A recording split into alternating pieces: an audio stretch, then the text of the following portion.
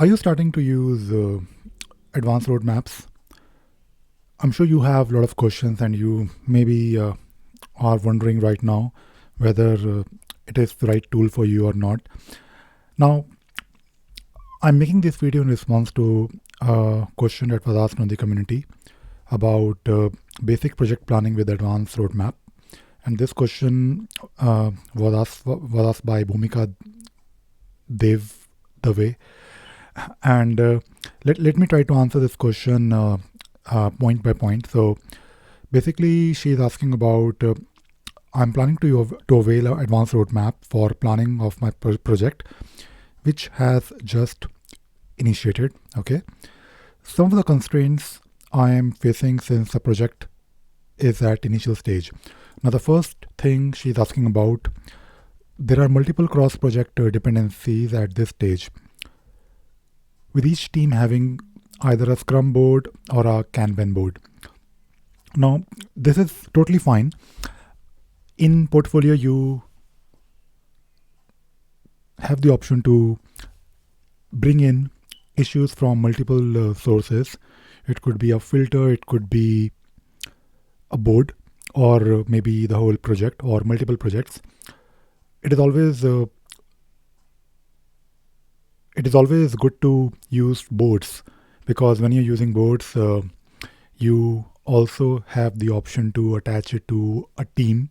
And when you're working with boards, then of course you have things like sprints, and those things are easily managed within your plan. So try to use boards if you are planning the work across multiple teams, and those teams, they are all maybe following their own individual sprints. Now, the second question is, of course, in extension to the above one. So the second question is backlog grooming and sprint planning have visibility up to maximum 1 or 2 sprints. Hence, sprint size details are not available. Well, that is totally okay. When you start using any tool, I guess you're using agile methodologies. You're trying to follow Scrum because you're talking about sprints.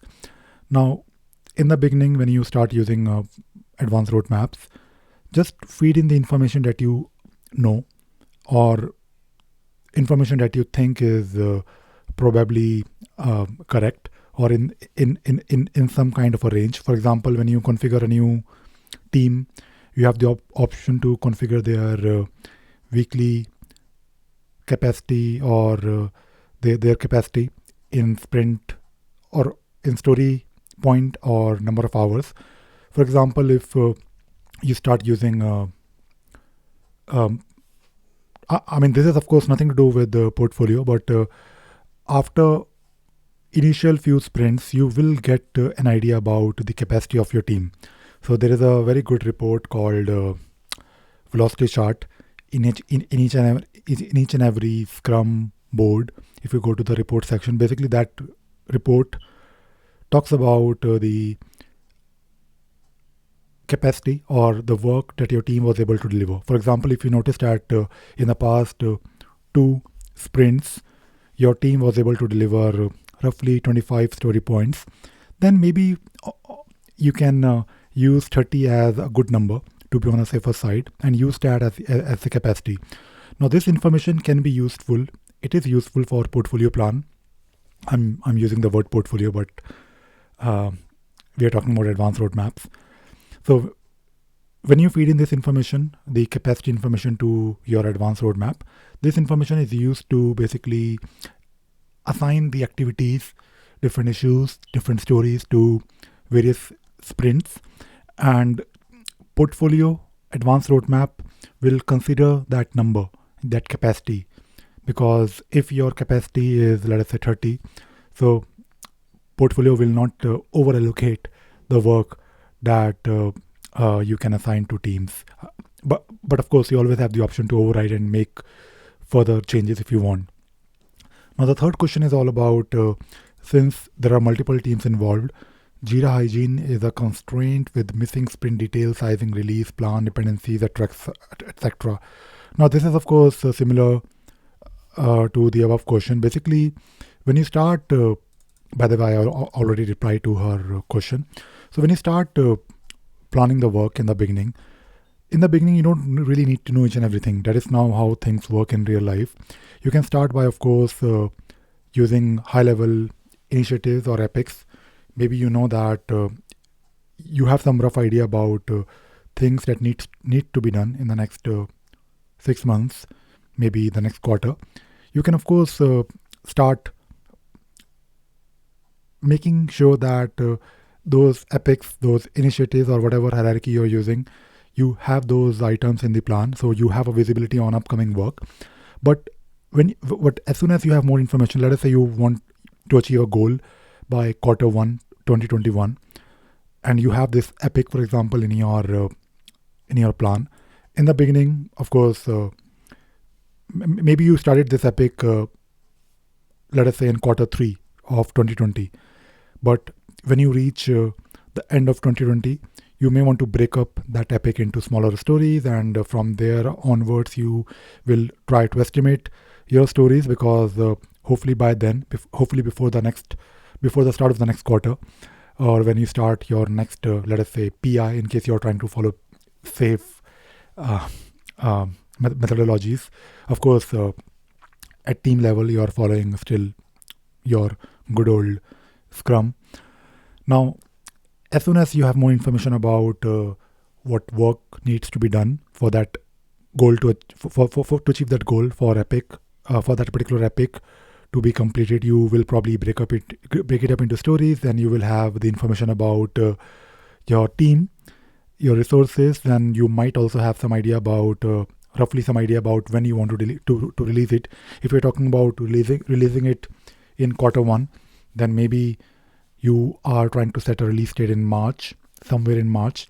And when you have more visibility on these things, you might also know what things you need from other teams. For example, if you are trying to achieve, let us say if you're trying to make a mobile app.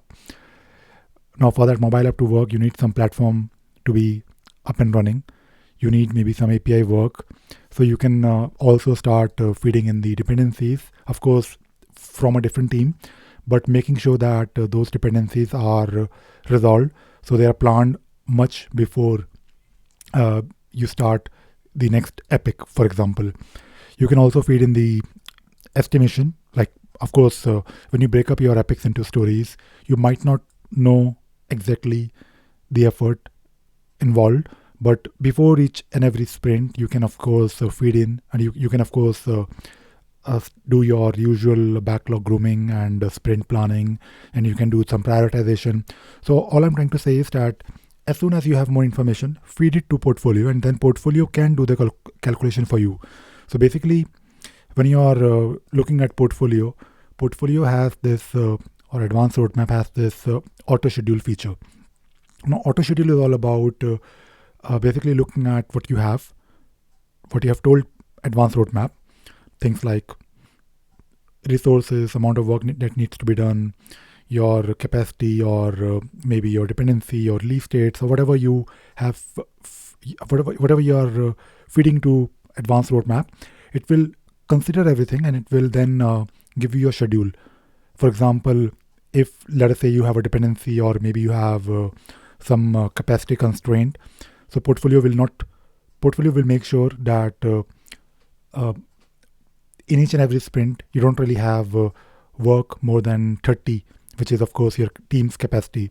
It will also make sure that if you're trying to release something, and if you also have the sprint dates, so everything is taken care of, and basically it will do the calculations for you, the difficult part. But again, you also have the option to further change it.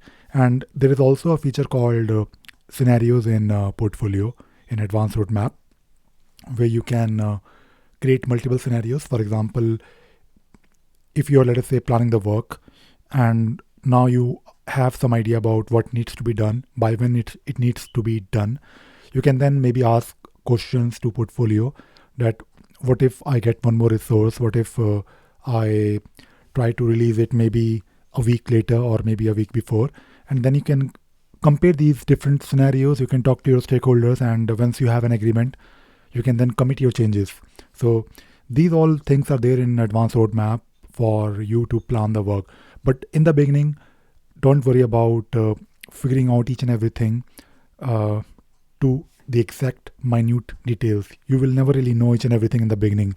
You just have to feed in the information that you have, or whatever you know. Things like high level goals, things like uh, how many teams are involved, like what all you need to get the work started. So in the beginning, start using portfolio with this information, and keep on asking it questions, keep on using auto schedule features, keep on changing and committing the work back to the project when you have, of course, more clarity. So that is all I wanted to basically talk about in this video. Hopefully, if you are also trying to learn portfolio, if you're also trying to evaluate portfolio, or I should say advanced roadmaps, it is a bit it is a bit difficult for me to all of a sudden start using advanced roadmaps, because we have been using we are used to we are more familiar with the word portfolio. Now what I wanted to say is that in case you are wondering what portfolio can do for you, you can go to my site ravisagar.in, and if you click on this link, the first link actually under courses, Mastering Advanced Roadmaps, you can basically take a look at different videos that I have created. Of course, these are all free videos, and you will find these videos on this channel. But of course, if you're struggling to find the content on YouTube, what I did, I basically organized each and everything for you, not just for advanced roadmaps, but for other tools, other things that in case you want to learn those things, like maybe you want to learn Scrivener, maybe you want to learn automation, or maybe you want to learn Jira in general. So I have organized my videos in a way so that you can follow them. So for example, if you want to start with portfolio, like you're not really sure what it can do for you, you can watch this 40-minute video. I know it will take some time, but it will give you a very good idea. And I've talked about both the life plan and the improved interface. So there are some limitations of the improved interface, and you need to be aware of those limitations. And I've covered those things in my series of videos. And once you finish the first video, you can go to the second one, or you can click on this link here, and you can follow this outline. And this is something that I did for you guys to find the information that I already have on my YouTube channel and also on my website. So that is all I wanted to talk about in this video. I hope you enjoyed watching this video and you learned something new today. Thank you very much.